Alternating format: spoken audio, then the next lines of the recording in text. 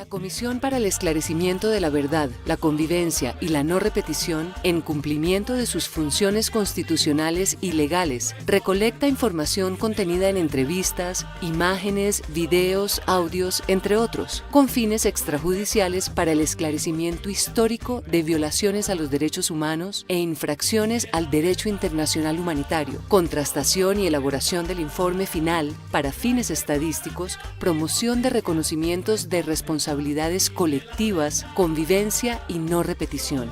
En este marco, la Comisión está realizando el presente evento. Con su permanencia y o participación en el evento, manifiesta que autoriza el tratamiento y uso de sus datos personales e imagen, en el entendido de que el registro audiovisual y fotográfico tendrá la vocación de ser público y podrá ser transmitido en diferentes escenarios y plataformas de comunicación y espacios digitales. 5, 4, 3, 2.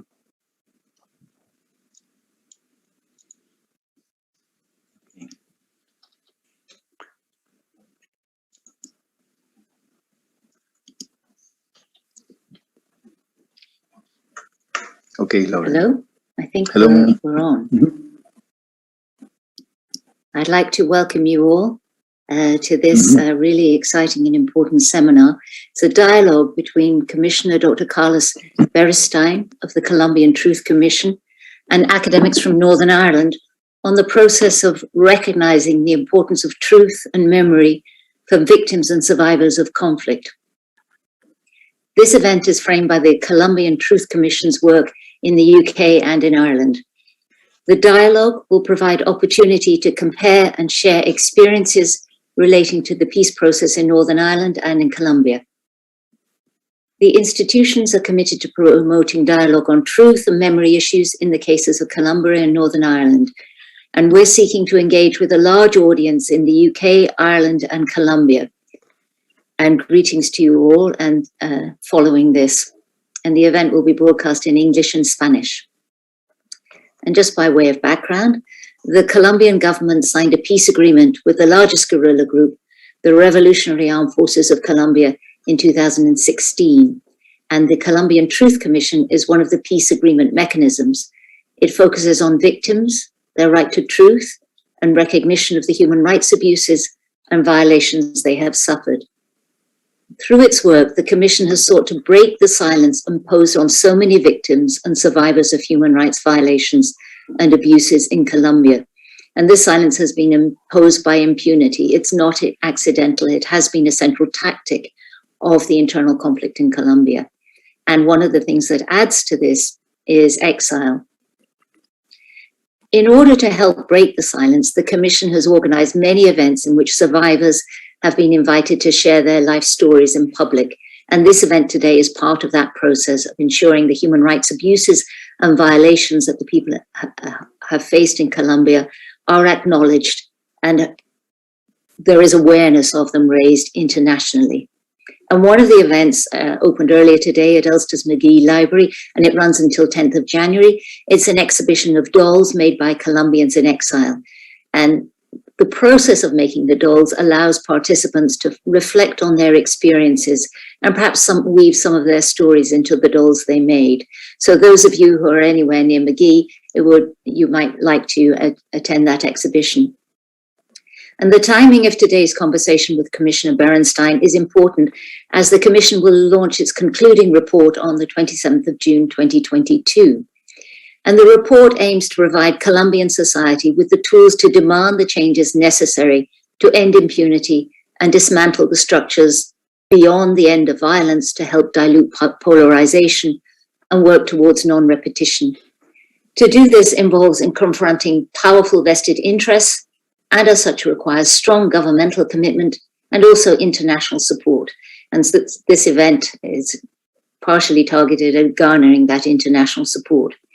And so the Commission hopes that today's events and the exhibition in Derry will help garner support from academia, civil society representatives, and politicians in Northern Ireland and beyond. So I'm delighted to welcome you all. And I'll now introduce the Commissioner and the panelists. Dr. Carlos Berestein is a Spanish doctor with a PhD in psychology. He has extensive experience in the mediation of conflict around the world and is an expert in the in accompaniment of victims. He was coordinator of the Guatemala Recovery of Historical Memory Report and an advisor to the Truth Commissions of Paraguay, Peru, and Ecuador, and has carried out research projects on victims of human rights violations. He is currently the only foreign commissioner in Colombia's Truth Commission and is charged with coordinating the work of the commission at the international level. And the panelists, Dr. Lauren Dempster is a lecturer in law in the School of Law, Queen's University, Belfast. Lauren's research is interdisciplinary in nature. She draws on the fields of transitional justice, criminology, law, anthropology, and politics in particular. Her research interests include efforts to deal with the past in Northern Ireland, disappearances, and transitional responses to disappearing, victim mobilization, and the intersections between transitional justice and environmental harm.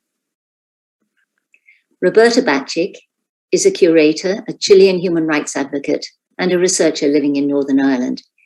And since 2007, she's curated more than 150 international exhibitions of Rpiera dolls. I'm sorry, that pronunciation was probably wrong.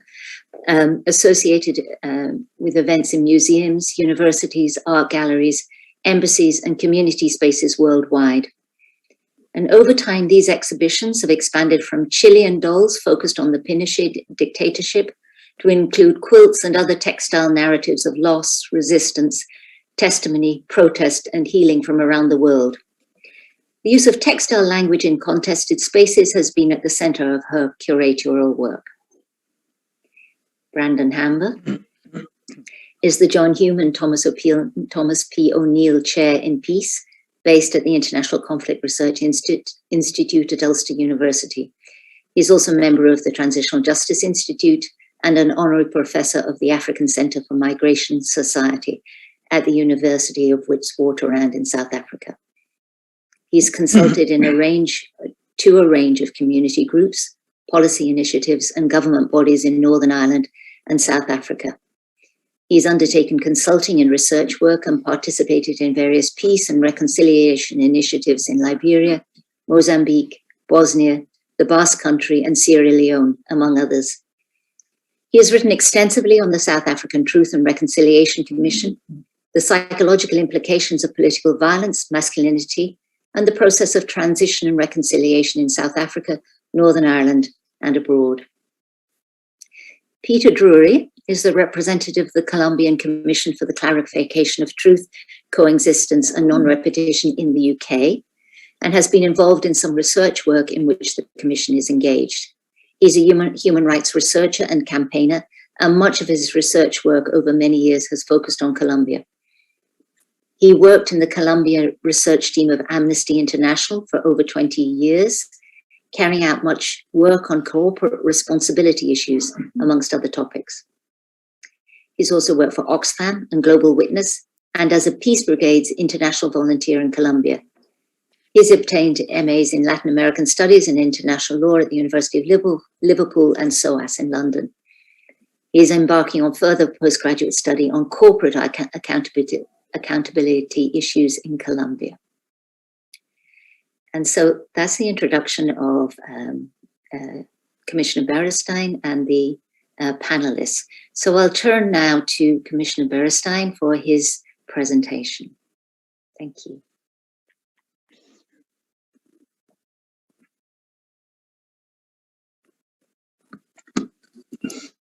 Okay, thank you so much for this presentation. Nice to meet you. Nice to meet you. Okay, thank you. Peter, todos. Yo voy a hacer una presentación muy corta. I'm going to do a very short presentation, a very brief introduction, because I'm very interested in Tener un diálogo listening también. to all of you and to have a conversation as well. Those of you who have participated in the experience of the Rpieras that Roberta has worked with. Among other things and other areas in the Commission of Truth, I have been in charge of compiling the experiences of Colombian exile. That Colombia that's outside of Colombia, that doesn't exist in the country. The story has not been taken into account, not even in the statistics. It's a way of giving a space to that story. The people who have been outside of the country. Necesita entrar en diálogo con. This is something that needs to be talked about and that needs to come into dialogue with that other Colombia within its borders. This work has taken us to compile many testimonies, more than 2,000 testimonies, just of people who are in exile all over the world, based on trust. In order to talk about these difficult situations and to open up your heart, the base, of course, has to be trust. There has to be trust for people to open up. We know that when people give their testimony, when they make a drawing or when they make an Rpiera, they go back to that nightmare. They have to relive the horror of what they've experienced. And that hurts. And we need to do that in a context that allows us to share it and to make many of these lived experiences, give them a new meaning over distance and over the comprehension of the other. John Berger, a British person from university, in one of his writings, he says that sharing pain, well, that really pain can't be shared. Only the people who have suffered them can experience them. But in the attempt at sharing that pain, resistance is born. And I think that that attempt at sharing that pain is the basis of a truth commission.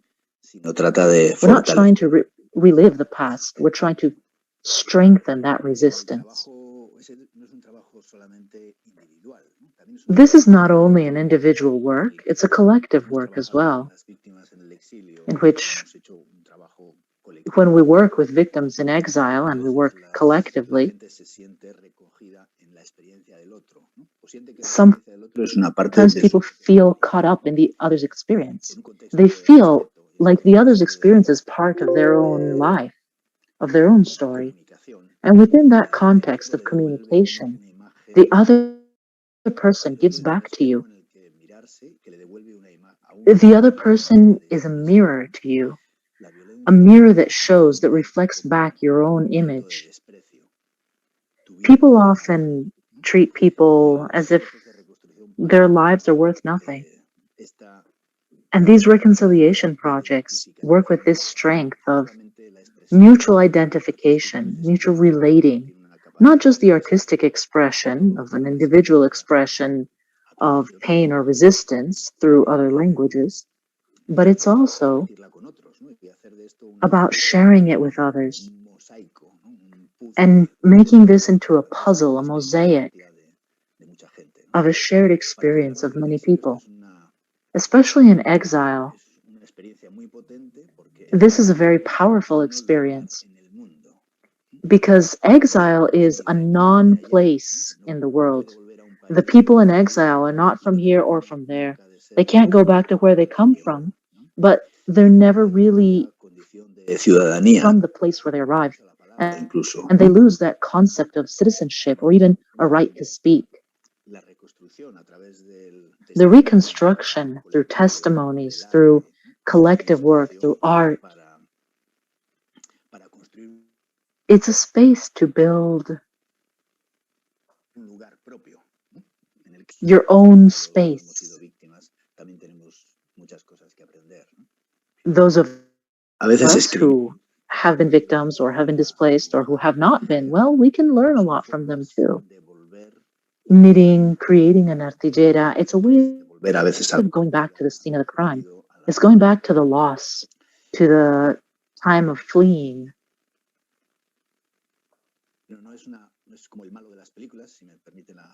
It's not like the bad guy from the movies. It's not like the bad guy that goes back to the scene of the crime to erase his prints. No, the victim goes back to the scene of the crime through art in order to assimilate the footprints, not to erase them, to assimilate what was left behind and what was experienced instead of trying to delete all evidence. And I think that from that creation until the time, it's a very different time. It's a time that's not just news. It's not just a story or a drawing or history.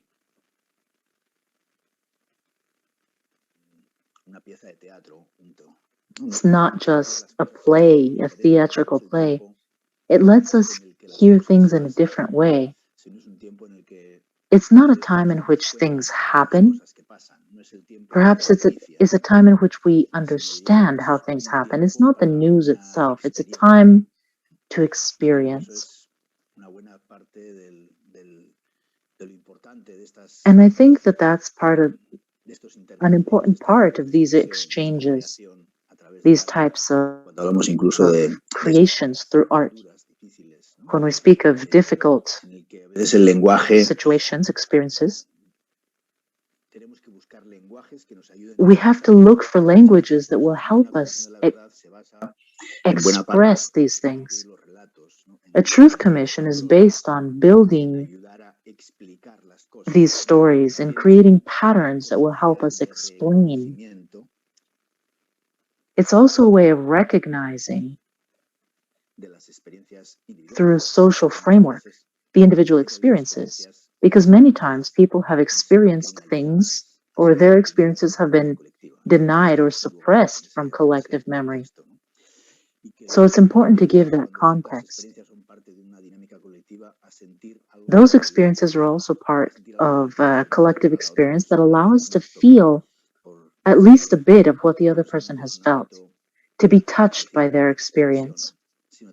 It's not just expression, it's a space of communication. And a big part of the work that many of you have done is that many of these experiences of communication are very, very important. And I'll end on this note. When we were compiling testimonies, and we went to many different countries, visiting many different people, many people would talk to us about the suitcase, what the suitcase represented or meant in exile. For Colombians, many times people had a suitcase put away with things that they brought with them, or things that if they ever managed to go back home, they would like to take with them. And we did a short exercise that we called Living Archaeology of Exile. Objects that are significant for people from the experience of exile, of resistance. They express more of what people have lived. It's not just the testimony. We want to make an entire exhibition with these living archaeologies because they're things that have been buried for a long time in the memory or in experiences or in the homes put away under the beds. There are many stories that can be told through these objects that are saved and put away. A drawing, a letter, an object, something that somebody took with them that shows the bond of exile that keeps them connected to where they came from. All of these are part of the things that can be activated in our work, and I'm very happy that we can have this exchange through many friends that have shared these spaces and these paths over these lives. And it's so beautiful to share this experience with Roberta. Thank you.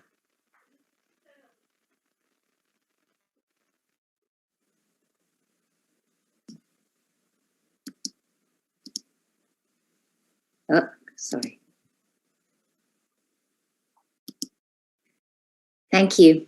Thank you very much for a very powerful presentation. I'm now going to ask all the panelists to give a short presentation of about 5 to 7 minutes, and then we'll come back to questions. And I'll start first with Dr. Dempster.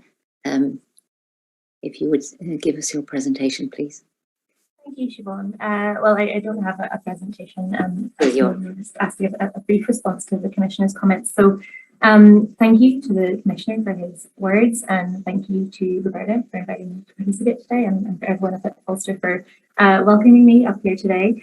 So in terms of my response to the Commissioner's presentation, I guess there's three key aspects that sort of spoke to me in terms of how they align with my own work. So by way of background, my PhD research focused on the disappearances that were perpetrated in Northern Ireland during the period known as the Troubles, the armed conflict here.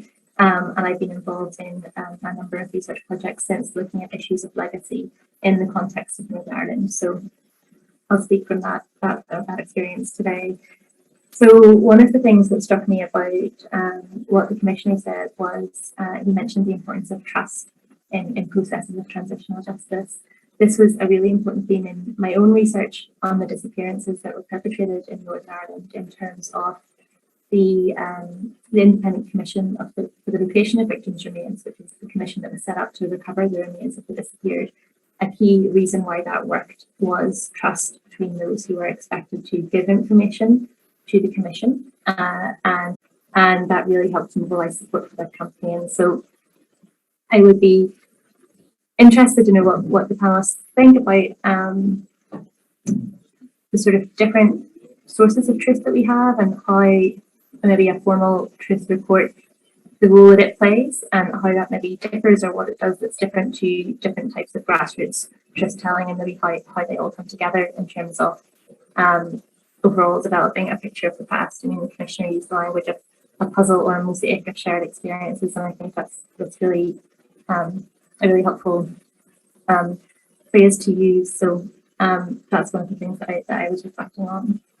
The final point that I guess I want to make before I hand over to the next respondent would relate to this idea of truth as resistance. So in the Northern Ireland context, something that's become a really important tool for relatives of those killed during the conflict is Article 2 of the European Convention of Human Rights, so the right to life, and the positive obligation under that for an independent and effective investigation into killings by the state. So in campaigns by families of those whose loved ones were killed by the state, we see this language of Article 2 of the need to have an independent and effective investigation. So, for instance, I did a bit of work on this a couple of years ago, and like looking through, newspaper reports, you can see families using this language of Article 2. So one example would be the families of those killed in the Ballymurphy massacre in Belfast, and they at events related to that, they were talking about the need for an Article 2 compliant inquest, and they actually, the findings of the inquest came out earlier this year, and it did find that all 10 were innocent, and that the state use of violence was not justified. So that sort of showed like the strength of decades of mobilisation on the part of these families, and it also showed the power that the inquest system can have. So I guess my final sort of thought around all this is something where we have the truth as a form of resistance, and in particular in the Northern Ireland context, so we do have this strong role played by people using the language of Article 2 and this duty to investigate state killings. We've had all of this mobilisation for decades, and we're at a point now where the UK government is going to introduce a broad and unconditional amnesty for killings, or indeed for all crimes actually related to the Troubles. So I'd be interested to hear the Commissioner's view on how you can have a sort of effective truth recovery process in the context of a broad amnesty. So a second aspect to that is that the government is introducing this amnesty, and they're also setting up an information retrieval board, which is quite limited in its powers. So I'd be interested to hear what the other participants and the Commissioner think about whether or not it's possible to have an effective and comprehensive truth recovery process in the context of a wide amnesty, which is what is looking is coming down the line for Northern Ireland. So those are my 3 key points. Thank you. Thank you, Lauren. Thank you very much. I'll turn now to Roberta Batchik, please.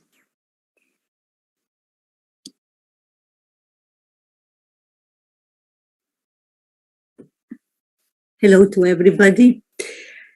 I was thinking that more than responding to what Carlos has said, I will echo Carlos, as we have been transiting roads and spaces for almost 40 years. And so in this Los Caminos de la Vida, we have been coinciding. The paths of life. We have been coinciding or not coinciding physically, but in our work, in our accompaniment. I'd like to stress that whatever I'm going to say today is possible thanks to the whole team of Conflict Textiles.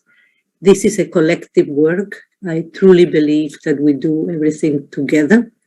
And although I'm speaking, I am including everybody, not only Conflict Textiles, but also the team at CAIM that archives and makes available all this material. Taking from Carlos, I will say that the textile language has really allowed us to speak the unspeakable. It has also allowed us to touch it, to make it a bit more tender.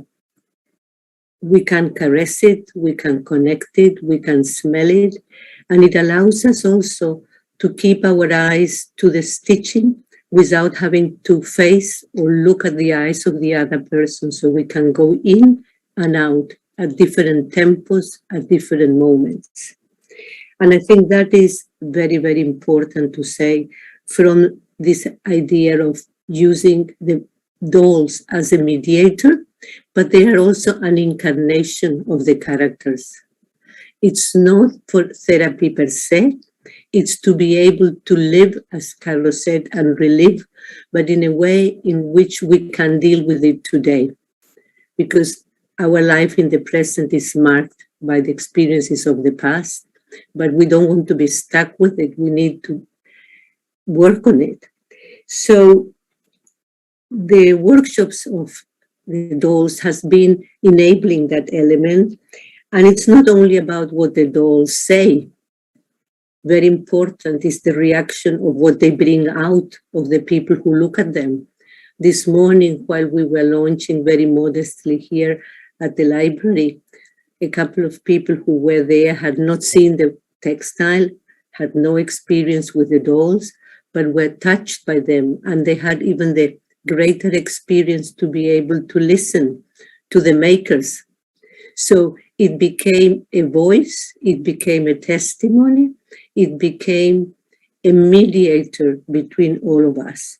And I think that is extremely important also, because when Carlos mentioned trust, I do feel that these dolls are mediators, and mediators between the horror, but also highlight the continuity of life. It brings us to life and to remember that we are actors and that we also have other people who support us, and we have brave moments of being together and bringing that not as individual cases, but as collectives. It brings out also solidarity, and it also brings out resilience and resistance. So those elements are interwoven into the stitches, into the characters, and the expression of participants when they see them on display is immense. Today we had also the possibility to show the envelopes in which these dolls came to my home, because we had to have the workshops online. So it was another mediator, good old Royal Mail, bringing day after day, 20, 21, 23, 26 envelopes, and then with Deborah opening them and finding the treasures behind them and seeing what we had to see. So there would be lots for dialogue, and I would leave it there. But I want to finish with a poem that was done in 2010 by a Chilean Mapuche poet as a gift to me for an exhibition in Brazil. as we had completed 35 years of friendship, and he had been my student as a 12-year-old boy. And it's called Las mujeres salieron a la noche. Las mujeres salieron a la noche. The Y women came out buscaron at el hilo night del rocío, and they searched for the thread of pero dew, solo hallaron las but they pisadas only found the de sus footsteps insomnes of amados their muertos. sleepless, beloved El, deceased. el hilo de la papa hallaron y The más thread of tarde, potatoes they found, y el hilo de las hojas and de later the thread huracán. of leaves in the cornfield, El hilo de la piedra de moler the thread of the grinding stone, y el zumbido de las grises mariposas que and the buzz aletearon of en gray la pudre butterflies that fluttered in the dim light de sus viejas of nubladas their pupilas. old, foggy orbs. Las ovejas huyeron quizás The dónde, sheep ran away, who knows where. los zorzales quizá The en qué thrushes, silencio. who knows in which silence. Los niños habitaban The los children matorrales, inhabited the gunshots, en quién sabe qué who escondrijo knows in which hideout de las blancas montañas in the distantes. distant white mountains. ¿Dónde hallar el hilo de la luna? Where to find the thread of the moon, El hilo de las aguas the thread prometidas. of the promised waters, Solo harapos de nombres y de only voces, rags of names and voices, pedazos de camisas enterradas, pieces of buried shirts, botones de plástico y de níquel, plastic and nickel buttons, retazos de chalecos y bufandas, fragments of vests and scarves, las ropas encharcadas de la the muerte, puddled huyendo de garments la of tierra, death joining the earth, the mist, soltando los tintes, las costuras, el tibio algodón de la sábana. releasing the pigments, the seams, the warm cotton of sheets. El amor de las mujeres era oscuro, The love of the women was dark, un susurro chocando contra piedras, a whisper crashing into stones, un arroyo regresando a su origen y a las fibras de árboles remotos. a stream coming back to its source and to the fibers of faraway trees. Esto es todo lo que hay en nuestra casa. This is all you can find in our house. Una aguja, una lámpara, un telar. A needle, a lamp, a loom, Una mesa de madera bruta y unos platos de aluminio rotos. a raw wooden table, and some broken aluminum plates. Las mujeres se agotaron en el sueño, cosiendo y descosiendo sus visiones, tejiendo The punto women a were worn punto, out in the dreams, sewing and unsewing their visions, knitting stitch by stitch. un frágil sol para el yerto corazón del universo. A fragile sun for the stark heart of the universe. Thank you.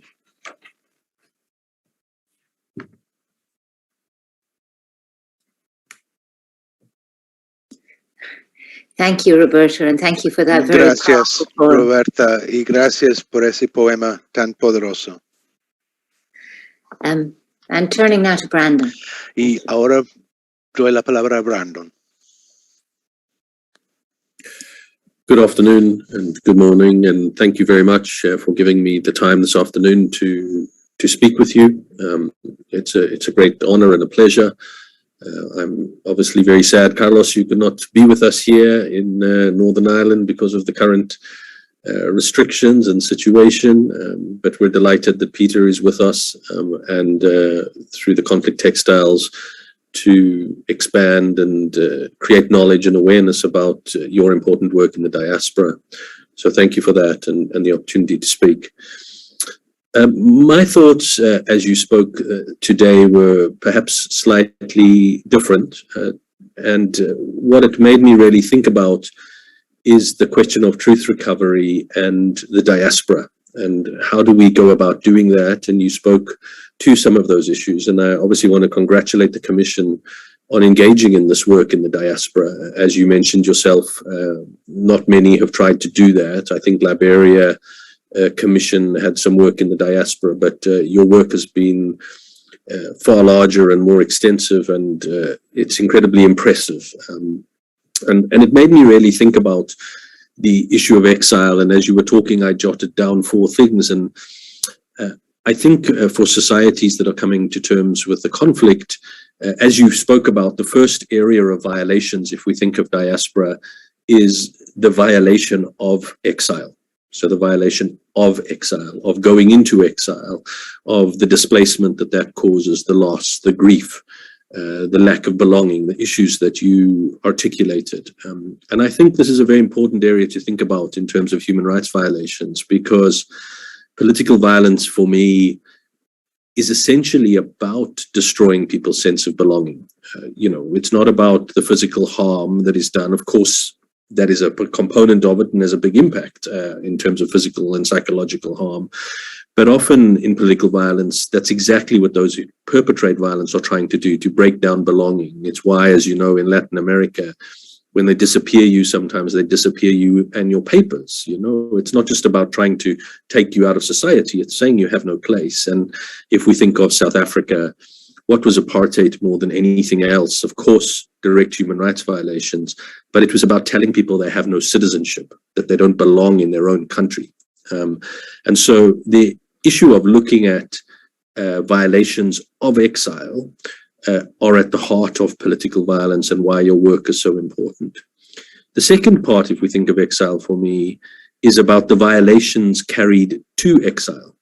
So these might be the violations that you experienced in your country, what happened to you in your country. The woman this morning at the launch of the Conflict Textiles exhibition spoke of the violations that were committed, directly to them and their families, and they have carried those with them into exile. And that's, of course, on top of the pain of moving out of your country. So for me, that's the second. But as you were talking, I was thinking there are 2 others, and they may or may not apply to Colombia, and I'm not enough of an expert. I've been there a few times, but I'm not an expert. The third area is violations from exile. And what I mean by that is not necessarily exile as such, but from outside of the country.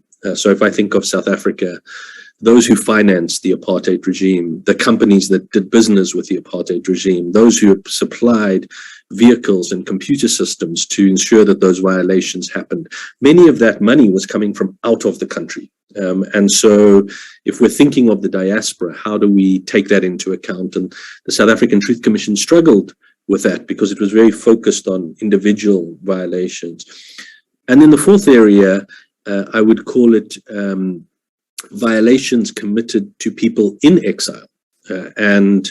Again, I don't know if this was the case in Colombia. I'm certain on the borders of Colombia, it probably was the case. But in South Africa, for example, people who were in exile, the South African military raided across borders to kill people who had got into exile. There were elements of that in Northern Ireland, people killed across borders as well. And so how do we take that into account, the violations which crossed borders? And these are incredibly challenging questions for truth commissions and jurisdictions and legal jurisdictions.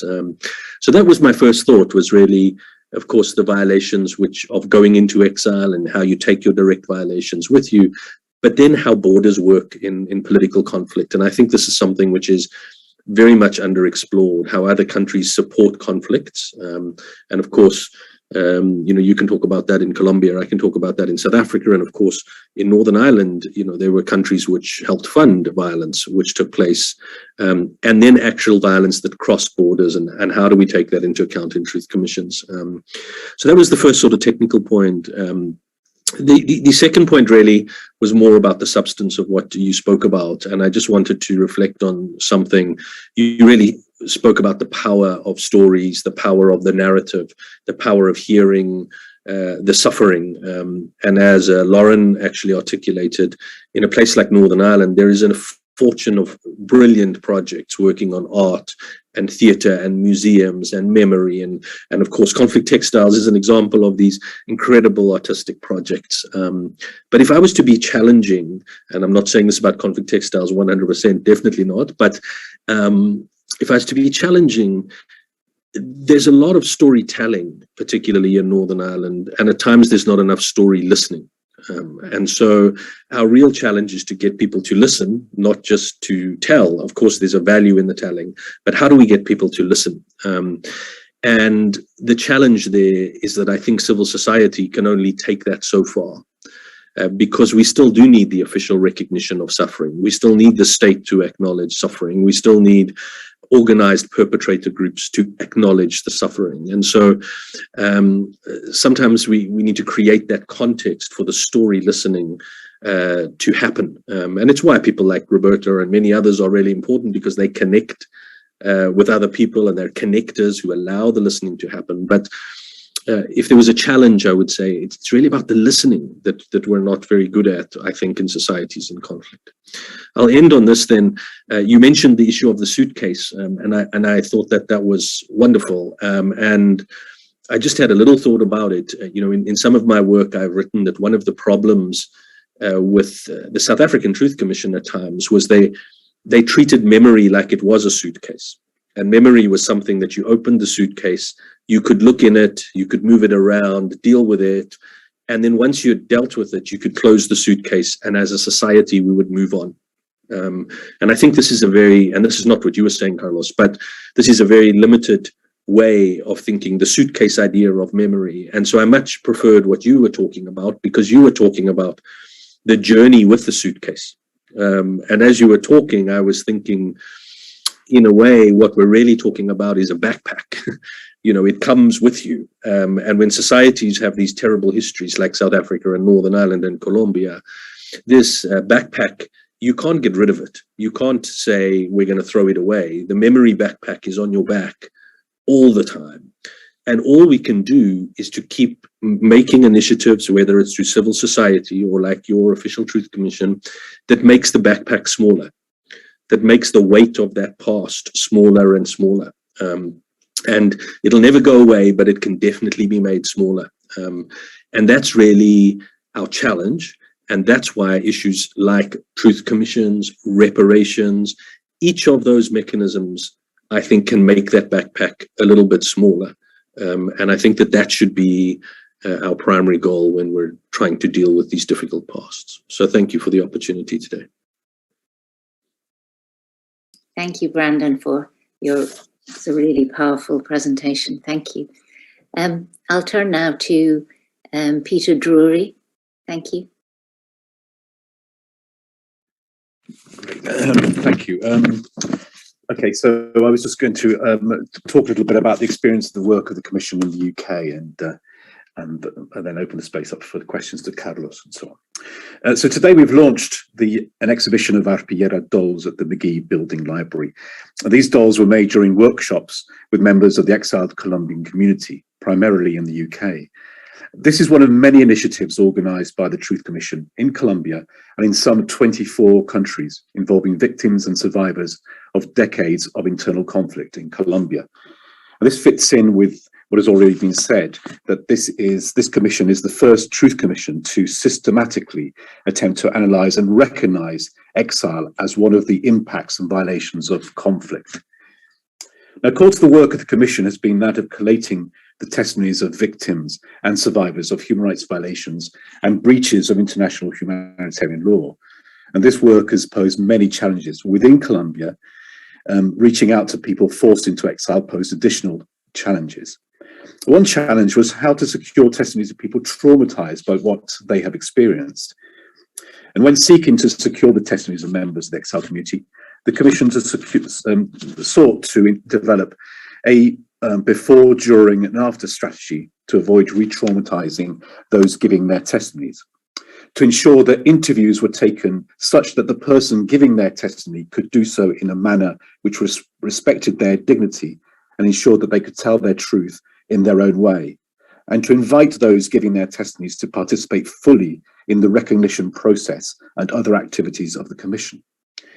Another challenge was how to reach out to people living in exile in the UK. How do we contact exiled Colombians in the UK? So this was primarily achieved by involving the exile community itself in the UK and organising events, meetings to promote the work of the Commission, attempts to reach out to the media, particularly radio stations broadcasting to the Latin American migrant community in the UK. Fear, skepticism, and anger has meant that many people were at first reluctant to give their testimonies. People were fearful that their testimonies would cause security problems for themselves or their families in Colombia. Attacks in Colombia against the Commission by state officials or former state officials suggesting it is favourable to guerrilla forces may have fueled scepticism towards the work of the Commission. Others may have been sceptical because the Commission is a state body, and as such, they were reluctant to trust it or believe that it could produce anything positive, since their exile was the result of state crimes. Anger has been evident, sometimes a product of the frustration resulting from being in exile and being forced to abandon one's life in Colombia. On occasion, exile has scuppered careers, broken up families, and so on. Divisions within the exile community has sometimes made the work of coordinating activities and inviting people to participate very difficult. So to overcome these problems, efforts were made to explain the work of the Commission, explaining what it could do and couldn't do, underlining the importance of its work, and the giving of testimonies, and pointing out that the giving of testimonies was completely voluntary, and stressing that the Commission's creation was the result of the demands of victims movement in Colombia itself.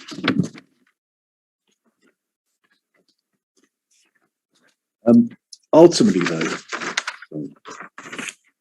the key to overcoming many of these challenges related to ensuring that members of the exile community were invited to engage in the different activities of recognition. Recognition or acknowledgement is central to the work of the Commission. Through its work, the Commission has sought to break the silence imposed on so many victims and survivors of human rights violations and abuses in the country. This silence has been imposed by impunity. Impunity, as has already been pointed out, is not accidental. It has been a central tactic of the internal conflict in Colombia. Impunity is essential for combatants to continue committing human rights abuses and violations. Impunity sends a clear message to survivors that if you complain about the killing, forced disappearance, torture of your loved ones, you will be next. Moreover, if you do submit a complaint, who is going to investigate or believe you? The result has been that in so many cases, victims and survivors have been forced to bear the burden of what they have suffered in silence, to internalize those sufferings. Exile may add to this burden. Members of the Colombian exile community repeatedly express their frustration that when they say they are from Colombia, they are met with a stereotype: Colombia, drugs. In this context, it is not clear who you can tell your story to, a story which may not be understood or believed. The Commission then has sought to provide opportunities to break those imposed silences. And for this reason, many events have been organised in which survivors have been invited to share their life stories in public.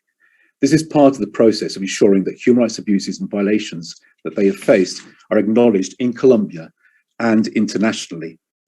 In other cases, survivors and victims have been invited to participate in artistic activities in such a way that they can express their life stories. In the UK, for example, exiled Colombians participated in online writing workshops. These provided safe, friendly spaces for social interaction and to examine different experiences of exile. People who stated that they had never attempted to write before participated by writing prose or poetry. The pieces produced either literally described experiences of exile or sought to express the emotions felt. Writing provided a means to express feelings and experiences that may have remained hidden away within the inner selves of the participants. The production of the Rpiera dolls provides another example. The process of making the dolls took place in safe space and was one which allowed the participants to reflect silently on their own experiences of exile, wedding possibly some of their stories into the dolls they made, perhaps part of their life stories they did not want to express publicly or verbally. For many in the exile community, the possibility to participate in events has been a very positive experience. It has provided them with a feeling that their stories are being listened to and acknowledged, that silence is being broken. They provided an important means to acknowledge exile as one of the violations of the conflict, to ensure that it is recognized in Colombia, where the exiled Colombians has remained largely invisible, as well as the international level. In carrying out its work, the Commission has counted on important international support. In the UK, the Commission has counted on the support of the UK's embassy in Colombia, NGOs, trade unionists, the Scottish Government and universities. And this has included the support, of course, of the Transitional Justice Institute at Ulster University, Conflict Textiles, and in Colombian at the University of Ulster. The report the Commission will launch in June 2022 is not a judicial report. It will not seek to establish individual criminal responsibility in human rights violations. It does seek to establish collective responsibilities in these crimes. This includes the responsibility not only of the armed and security forces, guerrilla forces, of paramilitaries, but that of political, economic, whether national or international interests, and other civil society interests. In exposing these responsibilities, it aims to provide Colombian society with the tools to demand the changes necessary to end impunity and dismantle the structures behind the violence, and to help dilute the polarization that rules Colombia at present. So it works towards non-repetition. To do this, however, involves confronting powerful vested interests, and as such requires strong governmental commitment to fully implement the recommendations that will be contained in the report. A new administration takes office in Colombia in August 2022. International accompaniment to the report and its recommendations is crucial to provide the government with the political space to carry out the necessary changes, assuming it has the political will to do so. If not, this support is essential to send a clear message that the international community expects decisive action.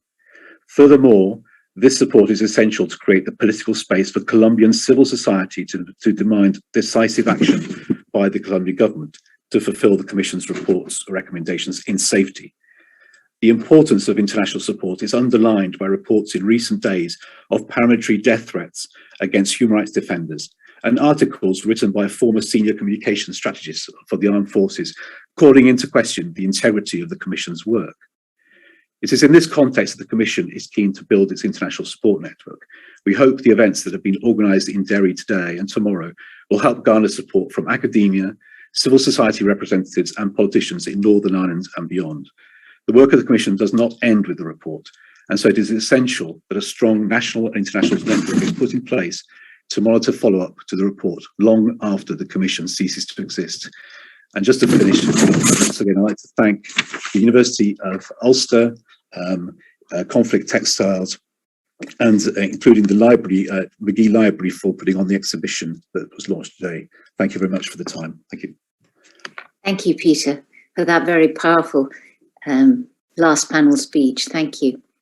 I will be opening the panelists to ask questions of each other, and also I will ask some questions, and there may be some questions coming in from the audience.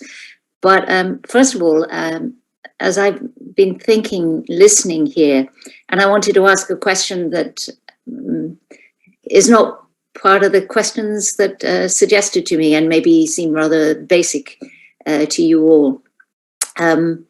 I was really moved by the Commissioner's reference to the suitcase, and then again thought about it when Brandon mentioned, but we don't want to just lock them up in a suitcase into the past. It's something that we move forward.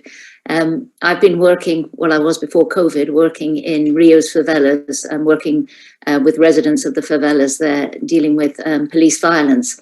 And there is a museum in the favelas of the building of the favelas when people came there, and there's objects, suitcases, clothes, shoes, and all of those things carry something quite powerful because they embody memory in a physical way. At least that was my experience of being in that museum. It's not just a museum of the past, because they continue having art exhibitions and music and films and debate. So it's not a dead place, but those objects from the past are still there. You can look at them and you can't touch them all. Some things you can touch, but, and that kind of tactile sense of memory came to mind when Roberta Batchik was talking about the dolls that she curates. But the question that I have is a really basic one. It's kind of connected to that, but only tangentially, is that I don't actually know. I've read about truth commissions in academic writing about the results of them and their impact and so on in South Africa and other places. Rwanda, I think there was an attempt at that. But I realized they don't actually know how they work. How are the testimony stories recorded on film or audio, or is it written? And how are they retained for the future? And how are they accessed? And what about the participants in there who have shared their stories? To what extent do they get to see the context of them, how they are presented, stored, and where they lie in relation to somebody else's story? Because I would imagine that where your story is located kind of tells something about how your story is viewed by the commission or the people organizing it. And I was just wondering how that process actually works. If there's anybody there who would be, could share that with me.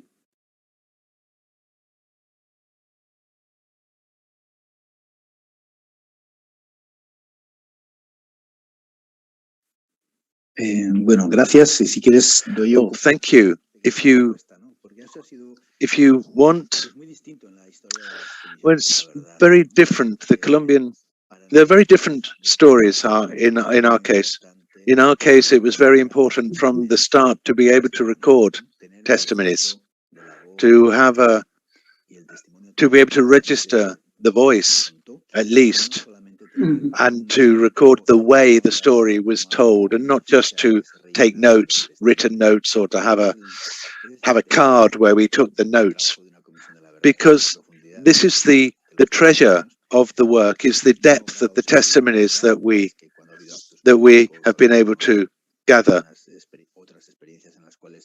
No, obviously there was some other time we don't make them public. There were some times when consent was granted, where people were prepared to identify themselves, but normally we obviously are we've respected confidentiality. But all of the, or almost all of the testimonies have been recorded, so that at the very least the transcripts can be read.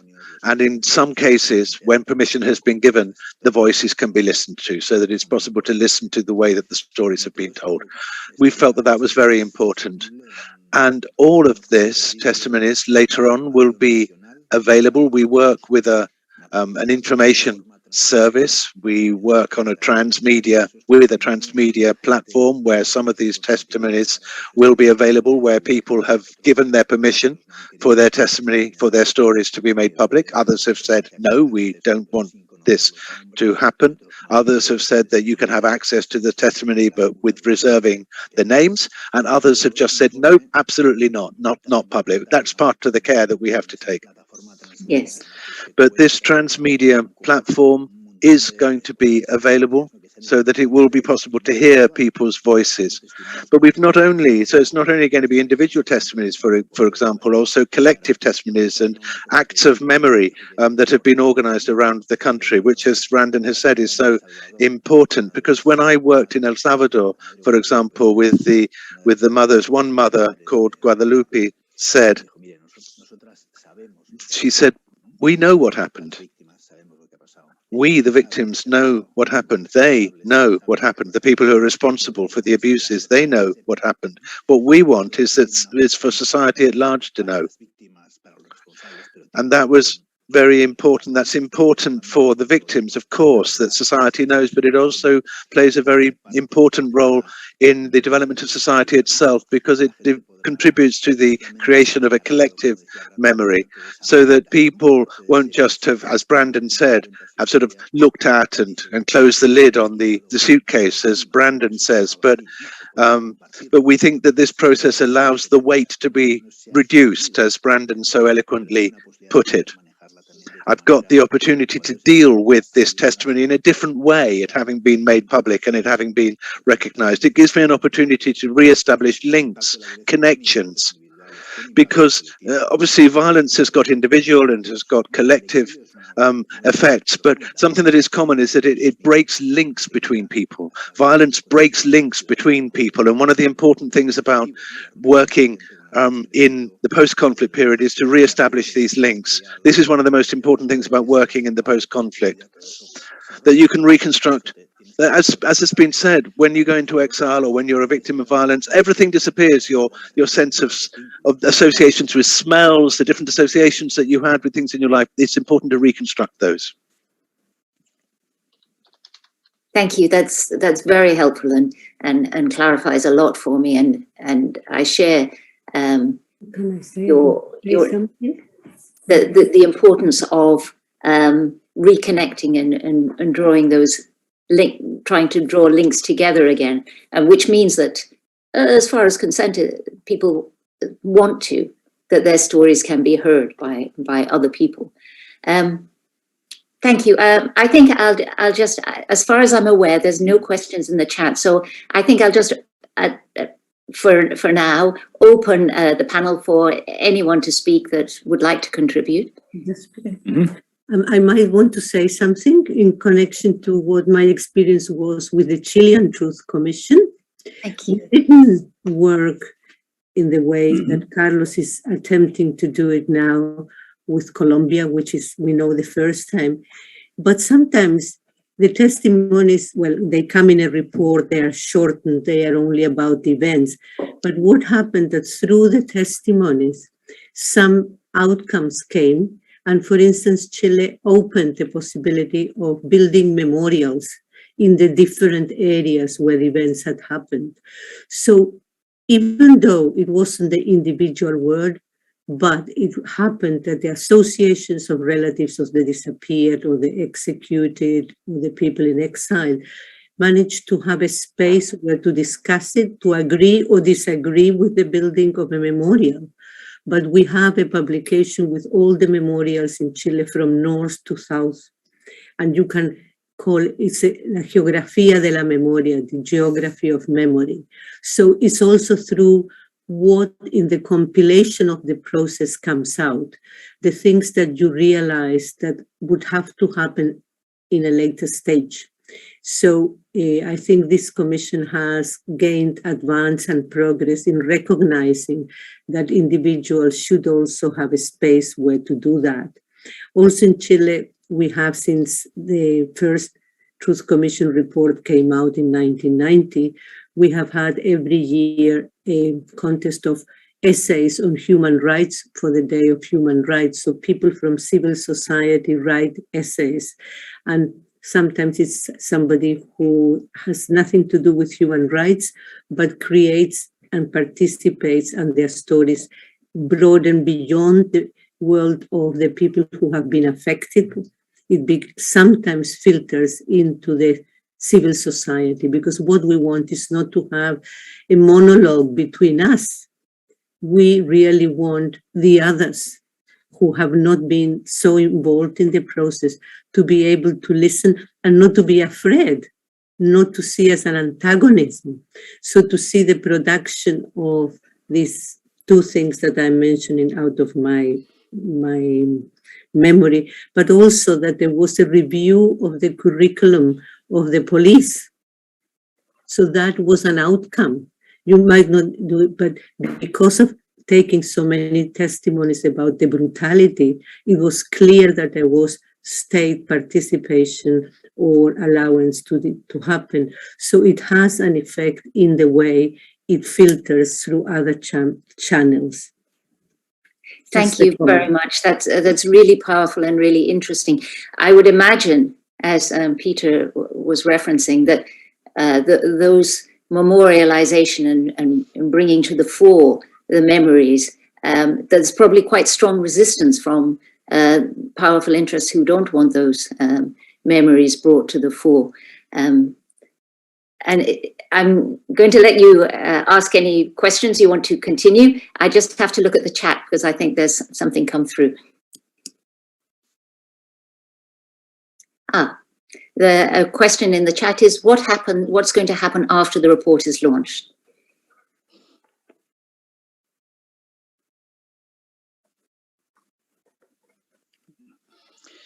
Okay. Okay. Yep, I'll answer. Okay. Okay, so after the publication of the report, the Commission will have 2 months to circulate it, to disseminate it. One of the difficulties that all of the commissions, truth commissions, have had is that their mandate is finished basically on the day that they present their report.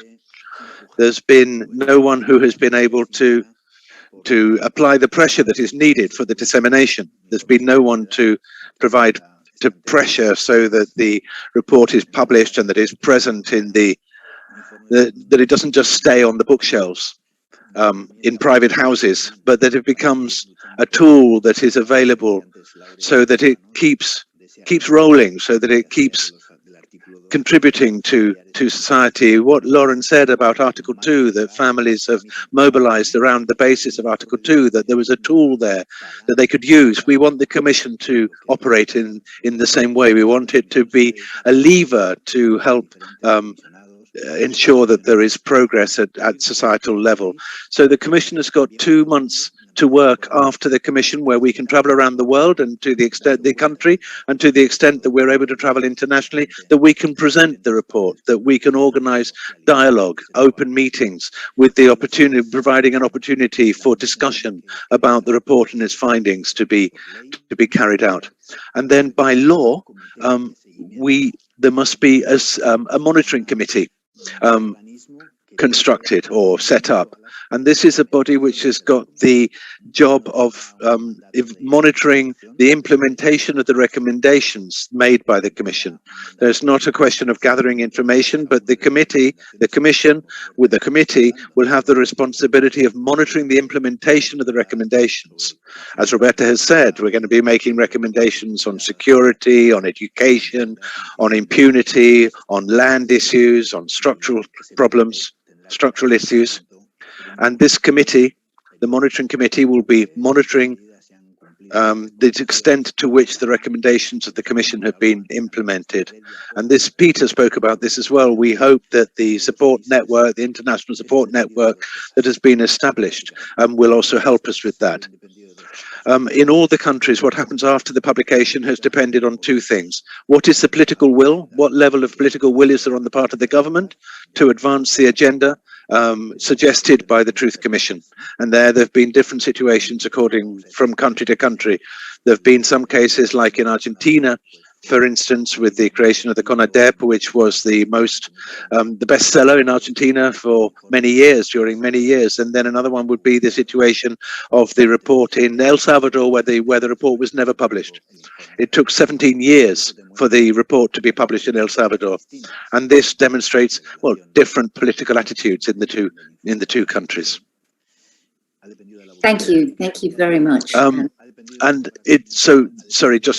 it's dependent on political will, and on the other hand, also the extent to which the victims and the organizations have provided the impetus, have worked hard to try and ensure that the agenda is continued. I would imagine that sometimes this requires long-term work, and that can have long-term results. Yes, thank you. Yes, I was thinking that I would imagine for victims and survivors to campaign on that needs resources, and it depends on the ability, on how fractured the society is, how much they have to struggle to put food on the table and live, as against how much effort that they can bring to raise that profile of what happened in the past. There are some questions coming through in the chat, so I'll stop talking myself and pose some other people's questions. So a question that has come through is, what is the role of academia in the process of the Commission? In particular, what role can academia play to bolster international support for the work of the Commission, and in particular in monitoring action by the Colombian state to take decisive action to implement the recommendations of the final report? The question is, what role can academia play, particularly in bolstering international support and basically pressuring the Colombian state to take action?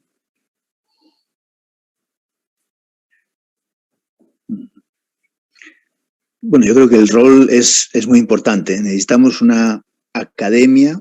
Well, I think that the role is very important. We need an academia that allows itself to be moved by experience, which is what the Commission is going Ojalá to sea una show. And the report of the Commission should hopefully be a tool for work with professors, students, study groups, not just in Colombia. I think that Colombia's experience is also, and the exercise of the discussion based on the Colombian experience, such as the discussion based on the experience of South Africa, comparing it to Northern Ireland or the Basque country, the opportunity to generate these spaces of discussion, of learning between different experiences, I think is crucial.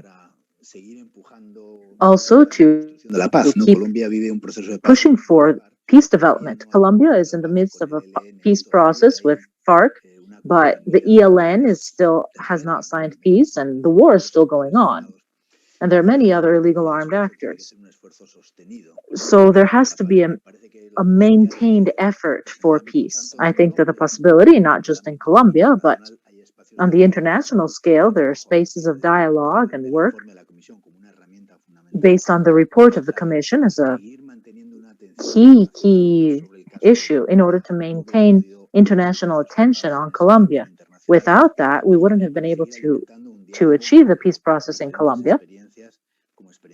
And we wouldn't have been able to create dialogue for learning, creating peace, transitional justice in the Colombian case. It's an example is trying to consolidate many of these, but also to offer different experiences for the rest of the world, right? Thank you. Can I add to that, Siobhan? Mm-hmm. Yes.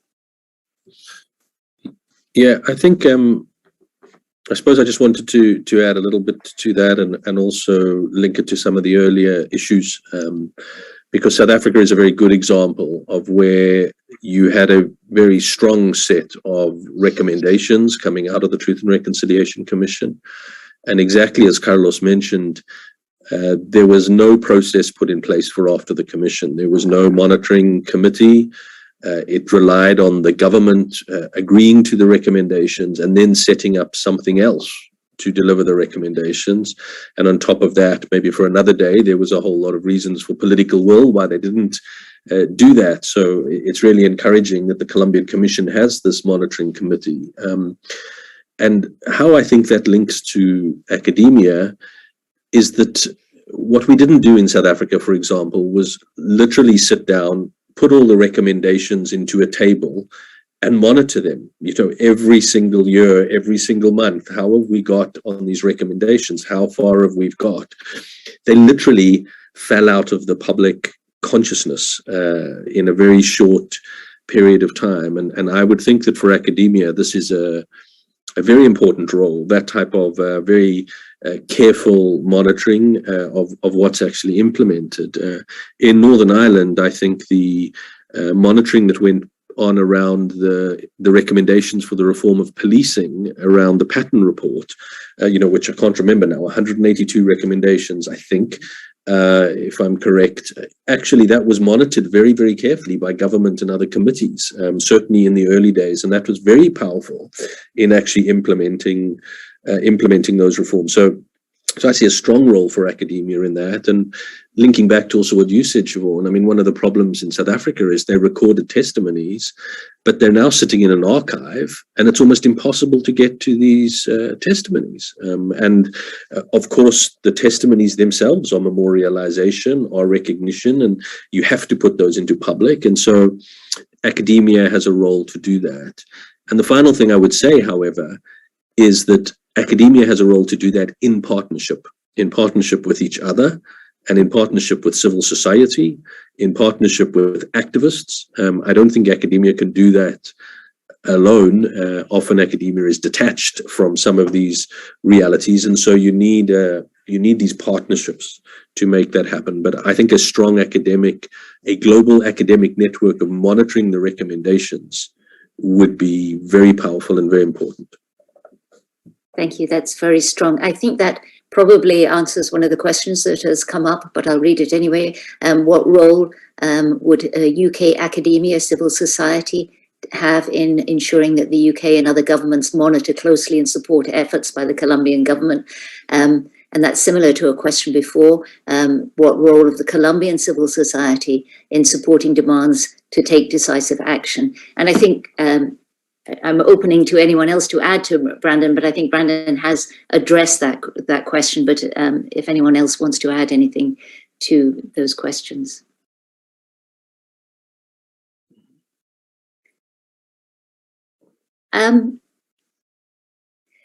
Añadiría una pequeña cuestión. I would just add something on the importance of the international role. The role of the international community in the case of Colombia is very, very important.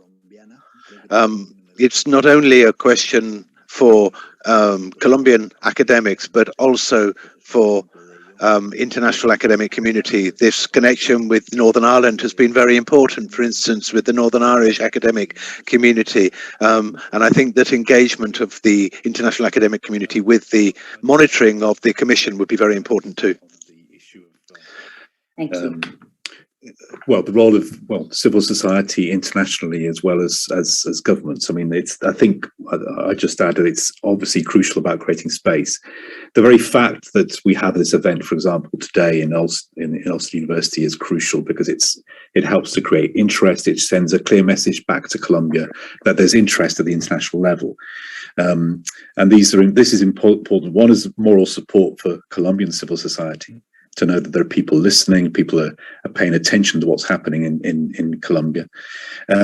It's also essential because it sends clear messages to the Colombian authorities that they can't just brush this report when it's published out of the way, assuming it doesn't have the political will to act on it. So these things are very important. And just to reiterate the point I think I was trying to make as well, is that in a context where there are still threats against human rights defenders, every day we're reading about threats against the human rights community in Colombia, people campaigning against impunity, that space is essential. Creating safe space for Colombian society is essential to be able to also to campaign for the implementation of the tools of the report. As Carlos has said, the Commission itself ends its mandate towards the end of the year. It ceases to exist. There will be a follow-up mechanism, but in a sense, the report is the beginning of the process, not the end. It's the tool. It's the provision of a body of tools to Colombian civil society to then move forward and secure a much more just system in Colombia. Thank you, Peter. Thank you. Just linking into that, I'm wondering, we're looking at these things that the conflict is ongoing, but the storytelling and testimonies is of the past. But the human rights violations, some of them at least, must surely be ongoing. In the sense that at least the violation of the right to mental health must be an ongoing violation, because you don't suddenly get better and have it resolved. And I'm wondering to what extent can truth commissions and the monitoring aspect of dealing with the past be linked to rights of people today, current violations of human rights that may be linked to what has happened in the past, if that question makes sense. Clearly it didn't. It's something I will try and put together in my head better another time. Sí, se entiende. No, it's understood. Understand what you're saying. I think it's an important question because the Commission has emphasized that it works in a context that continues.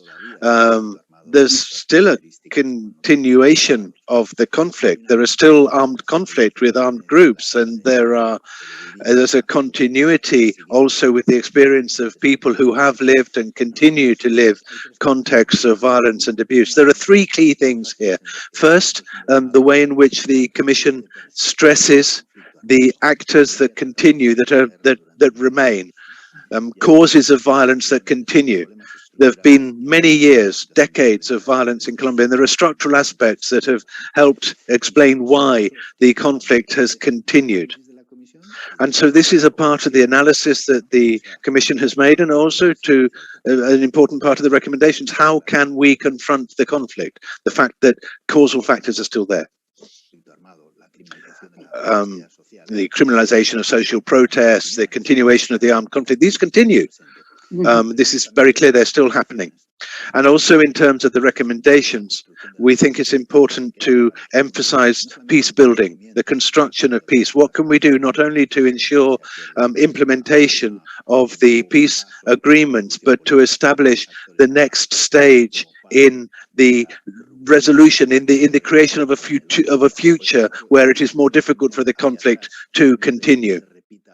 So we're looking to the past to make sure that things aren't repeated, but also what can we do to ensure that they don't happen again in the future. Thank you. Thank you. And maybe a very short comment on what happened from the Chilean Truth Commission. One of the recommendations was to set up a medical system. It was called Price Programa de Reparación y Ayuda Psicosocial, and it was meant that not only the people who suffered human rights violations, but all their relatives and part of their community and people who worked in taking the testimonies could have access to mental health or some support from the state medical system. I'm not saying it worked perfect, but there was the acknowledgement that that was needed, that there were consequences on physical and mental health that extended to the family, the society, and the people who had worked with the people who had human rights violations. Thank you, Roberta. Thank you. I think we have about 3 minutes to go, so if anybody would like to make a concluding comment before we close.